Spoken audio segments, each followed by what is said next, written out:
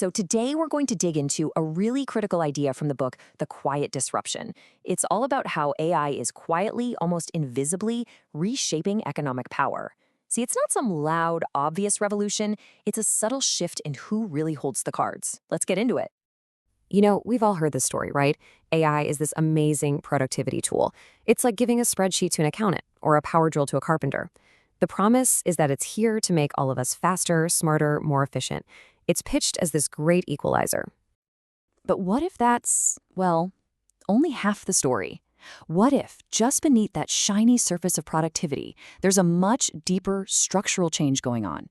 A change that has less to do with how much stuff we can make and a whole lot more to do with who's actually in control. All right, so here's our game plan. We're going to look at that productivity promise, then rewind to see how leverage used to work.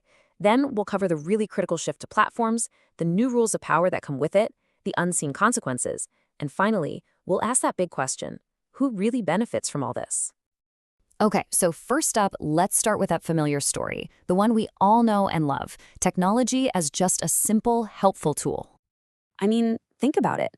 Spreadsheets didn't just get rid of accountants, they made them way faster. Power tools didn't eliminate carpenters, they just boosted their output. In all those cases, the worker's own skill and judgment were still the most important part of the equation. The tool was just an extension of what they wanted to do. And because of that, they kept the leverage. So that brings us to how leverage and power really worked in the world before AI became so central, a time when your expertise was your power. In that world, your skills were portable. If you were a great writer or analyst or designer, you could pack up that expertise and take it to another company, right? That personal knowledge gave you real bargaining power. And as you got more productive, that value tended to flow back to you, in the form of higher wages.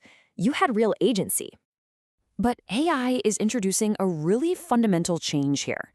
And to really get it, we have to understand the crucial difference between a simple tool and an integrated platform. Because this right here is where that quiet shift really kicks into gear. So a tool, like we've been saying, is an amplifier. It works for you. It makes you better at what you do, but you're the one directing it. You own the process and you capture the value of your unique judgment. You are in control. Simple as that. Now, a platform, that's a whole different animal. It's not just something you use, it's an environment you operate inside of. It actually starts to shape the work you do. It dictates the rules. And over time, it creates a deep dependency. And the platform is specifically designed to pull the value it creates upward to its owner. Let's just put these side by side, because the contrast is really stark. With a tool, you are in control. On a platform, the system is in control. Your dependency on a tool, it's pretty low, but on a platform, it becomes incredibly high. And here's the absolute kicker. The value from a tool flows to you, the user.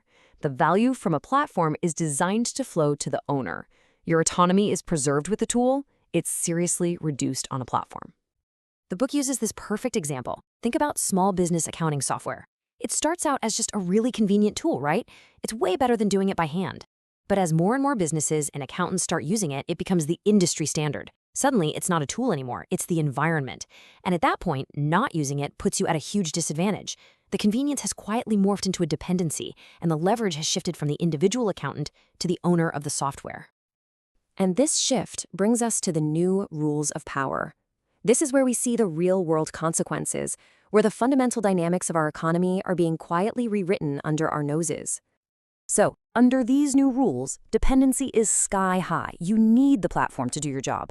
The whole game is dominated by just a few massive players who have these incredible advantages in scale, data, and infrastructure. Your own individual decisions get replaced by the platform's rules and algorithms, and the result? Value gets concentrated right at the very top with the platform owner. This quote from the book it absolutely nails it. You can be the most productive person on the platform, working harder and faster than ever before. But just because your output goes up doesn't mean you get a bigger piece of the long-term pie. It's the ownership of the platform, not your participation on it, that really determines who wins in the end. Now, a structural shift this big doesn't just happen in a vacuum. It creates these very real, tangible ripple effects that spread out across the entire economy. And they affect everyone, individuals, small businesses, and even the future of innovation itself.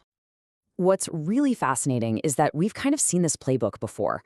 In the past, you had industrial titans who consolidated power by controlling one critical layer of the economy.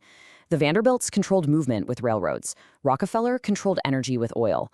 Carnegie controlled materials with steel. AI platforms are doing something very similar, but on a much, much deeper level. They are consolidating control over cognition and coordination itself. So the broader impacts here are huge. Individuals and small businesses, they just lose their bargaining power. Everyone becomes way more fragile, totally vulnerable to a sudden change in the platform's pricing or its terms of service. Innovation starts to happen only within the lines drawn by the platform. And risk, which used to be spread out, now becomes systemic. If that one big platform has a problem, everyone on it feels the pain. Okay, so this brings us to the final and maybe the most crucial question of all. In this world where AI platforms are supposedly available to everyone, who's actually capturing the rewards? Because it turns out having access doesn't mean you have the advantage. We really have to challenge this idea that just because a technology is widely available, its benefits are also widely shared. The fact that anyone can go and use an AI platform does not mean everyone benefits from it equally. So why is that? Here's the core of it. This is the big trade-off. AI is absolutely fantastic at lowering the cost of output, making things, writing code, designing stuff. But in exchange for that, it quietly raises the cost of independence. The more you come to rely on that platform for cheap and easy output, the harder and harder it becomes to ever operate without it. It's this very subtle trade between short-term convenience and long-term autonomy. And that really brings us to the core insight of this whole explainer. If you take away anything, let it be this.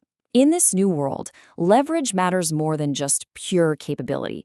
Dependency, quietly, slowly, replaces ownership. And this concentration of control, it's not some grand conspiracy. It's just the natural outcome of the incentives that are baked right into the system. Now, this quiet shift in power and leverage, it's just one piece of a much, much bigger puzzle. It's one of several fundamental disruptions that are reshaping our world, which are all explored in incredible detail in the book this analysis is based on, The Quiet Disruption. So, for anyone who wants to go deeper and really understand the full framework of all these changes, from the workforce to energy to the very idea of trust, the book is available now on Amazon. It really provides a crucial lens for making sense of the future. Thanks so much for watching.